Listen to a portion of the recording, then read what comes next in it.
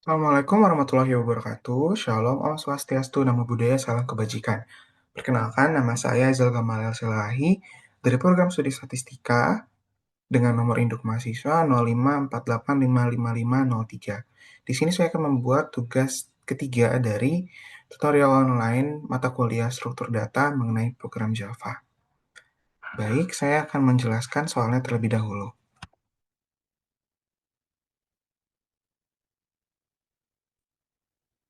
Buatlah program pencarian menggunakan algoritma DFS dalam bahasa Java, gunakan graf dengan 10 not yang mewakili A0 sampai A9, lakukan pencarian angka N pada graf tersebut dengan DFS, dan jelaskan tahap demi tahap proses pencarian yang digambarkan dengan rinci prosesnya. Yang kedua, buatlah program pencarian menggunakan algoritma BFS, gunakan graf dengan 10 not yang mewakili A0 sampai A9, lakukan pencarian dengan BFS, jelaskan tahap demi tahap proses pencarian, dan gambarkan dengan rinci prosesnya. Oke, sebelum kita bergerak lebih jauh, kita harus mengetahui apa itu DFS dan BFS. Untuk DFS dan BFS sendiri adalah algoritma pencarian pada graf penggunaan Java. Jadi kita harus tahu graf itu adalah struktur data yang terdiri dari node atau simpul, hubungan, dan ada graf sederhananya. Ini untuk contohnya yang salah satu akan dipakai nanti ketika kita dalam pengerjaan soal. Next, ada pengertian DFS. Untuk DFS sendiri adalah Depth First Search atau algoritma pencarian yang menelusuri satu cabang hingga kedalaman maksimum terlebih dahulu, kemudian kembali ke cabang sebelumnya atau backtracking. Analoginya seperti kita menjelajahi labirin, lalu kita pilih satu jalan dan terus berjalan sampai mentok, lalu kembali dan mencoba jalan lain. Karakteristik DFS sendiri adalah menjelaskan untuk menjelajah sedalam mungkin menggunakan stack atau rekursi, lalu memori relatif lebih hemat dan tidak terlalu menemukan jalur terpendek. Prosesnya nanti misalnya kita mencari target A8 dimulai dari A0. Kita cari A0, A1, A3, lalu sampai kita ke jalan A7, mentok kembali. Nanti kita pakai yang A4, mentok, kita balik lagi. Kita bisa lihat dari sini. Misalnya dari A0, A1, A3 ke A7, oh mentok, ternyata kita balik lagi nih. Kita pakai A4, mentok, kita pakai A2, A5, A8, mentok, kita masuk ke A6 sampai ke A9, kayak gitu. Nah, itu untuk DFS. Lalu kita harus mengetahui pengertian dari BFS atau Breadth First Search. Nah, itu adalah algoritma pencarian yang menelusuri node berdasarkan level atau jarak dari node awal.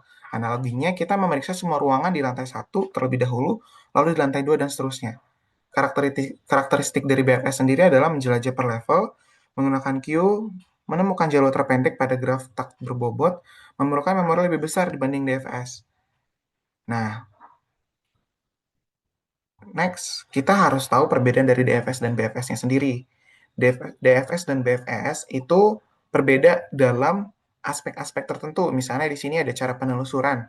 DFS itu kan sedalam mungkin dan runtut per bagiannya masing-masing.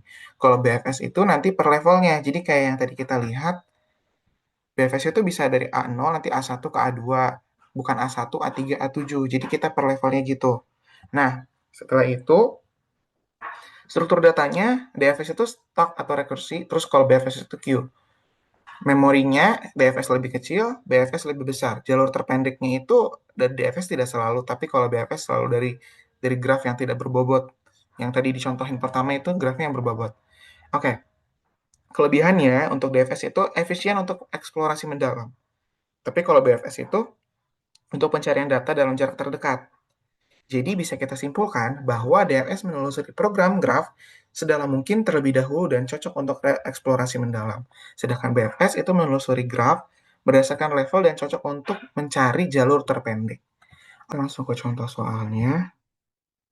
Dari tugas 3, kita bisa lihat bahwa nomor pertama diminta DFS pada 10 not, nomor 2 itu DFS dalam 10 not juga. Saya sudah membuat codingnya, saya akan menjelaskan ini dari awal. Pertama, import java.util untuk mengimport semua kelas dari package java.util. Lalu kita akan membuat kelas utamanya di public kelas nama. Kelasnya itu grab search. Setelah itu, di private map string listing adjacency itu, maksudnya adalah untuk deklarasi variabel untuk menyimpan graph dalam bentuk adjacency list. Untuk mapnya nanti case string, untuk nama-namanya nanti value-nya list string, untuk daftar node tetangga. Oke, baik. Selanjutnya, kita ke bagian public void add node-nya, string node. Itu tuh adalah metode untuk menambahkan node baru ke dalam graph. Nanti node-nya akan ditambahkan. Lalu di public not string not ini kan di bawahnya ada adjacency put if absent not new or release. Maksudnya menambahkan jika notnya belum ada, tapi kalau sudah ada tidak melakukan apa-apa. Next di bawahnya ada public void add edge string not string neighbor. Itu untuk menambahkan not ke list tetangga. Jika belum ada, kita akan buat array list baru. Lalu ada adjacency comparator if absent. Nah, itu maksudnya jika graf dianggap unrestricted atau bisa sesuai arah, kita aktifkan barisnya.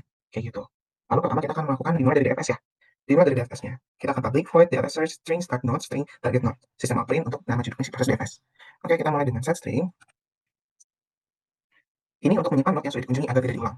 Lalu di bawahnya ada stack string stack sama dengan new stack. Maksudnya apa sih ini itu? Ini itu untuk menyimpan node yang akan dikunjungi. Jadi kita bisa tulis di sini menyimpan node yang akan dikunjungi. Nah, lalu ada di bawahnya lagi stack to start node. Itu tuh sebenarnya untuk memasukkan node awalnya ke stack. Jadi bisa kita tulis di sini.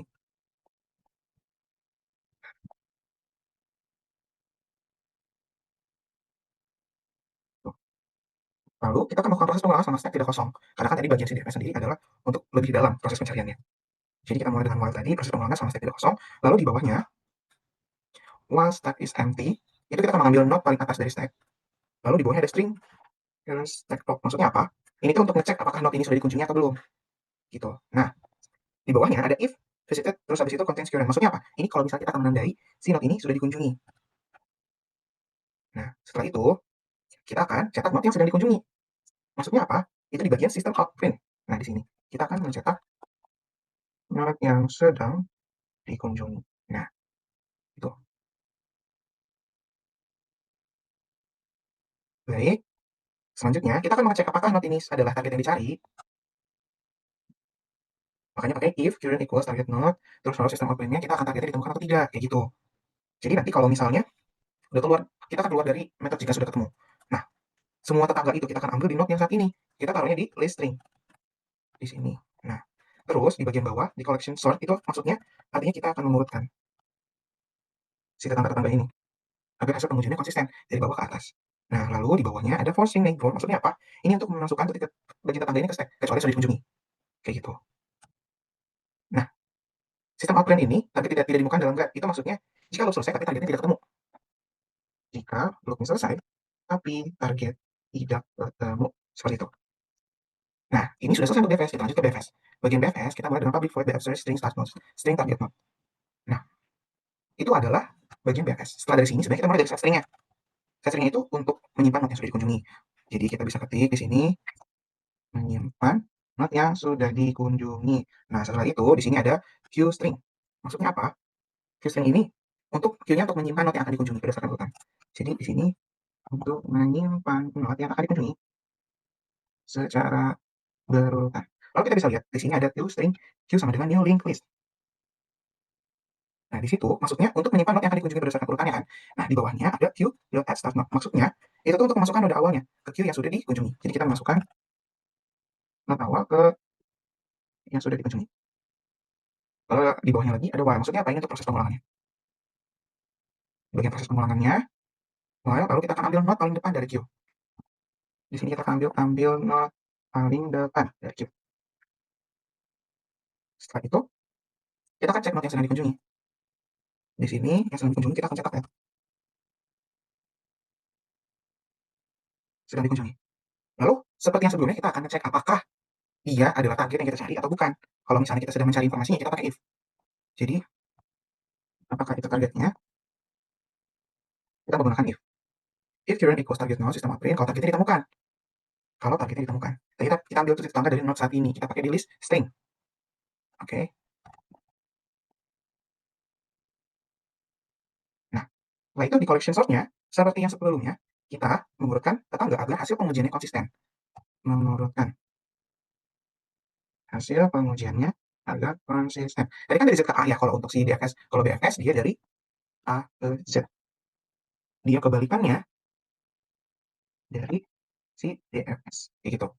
Nah, lalu untuk proses setiap tetangganya, kita pakai si for string neighbor. Terus habis itu, jika tetangga belum dikunjungi, kita pakai if. Ini untuk tetangga belum dikunjungi. Lalu kalau misalnya untuk menandakan yang dikunjungi, ini di bagian visited.add. Di sini menandai tetangga dikunjungi. Terus habis itu kita masukin Q-nya. Di sini kita akan masukkan menambahkan Q. Nah, jika Q kosong tapi targetnya nggak ketemu gimana? Kita pakai sistem outprint target tidak ditemukan dalam graf. Jadi ini digunakan untuk Q kosong target tidak ketemu. Nah, seperti itu. Sekarang kita ke metode utamanya untuk titik awal eksekusi program. Kita mulai dengan public static void main string. Kita akan membuat objek grafnya. Nah, pertama kita akan register dulu semua node-nya dari 1 sampai 9. Ya, register dulu ya. Sudah kita register, kita mulai menentukan hubungan antar node-nya. Di sini kita menentukan hubungan antar node.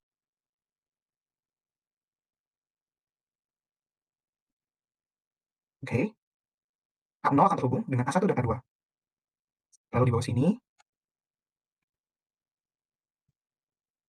A3 dan A4 itu bagian A1. Jadi A1 akan berhubungan dengan A3 dan A4.